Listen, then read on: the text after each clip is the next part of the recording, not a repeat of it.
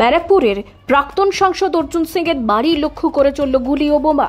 বোমার আঘাতে আহত প্রাক্তন সাংসদ অর্জুন সিং।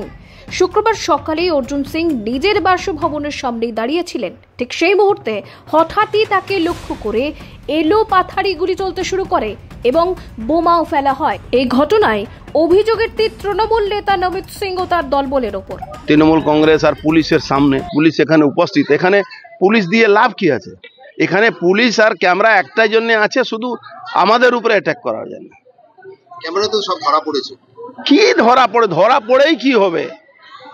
আপনি গুলি চালাচ্ছেন, বোম চালাচ্ছে, আবার ক্যামেরাতে ধরা পড়ে, তাতে কি যায় আসে? 100% খুন করা চক্রান্ত। সকাল সকাল অ্যাটাক কার উপরে কি করে হয়? সকাল সকাল তো মারা জানি অ্যাটাক হয়। সিকিউরিটি বক্সের উপরে দেখছেন না বোম গুলি চালিয়েছে।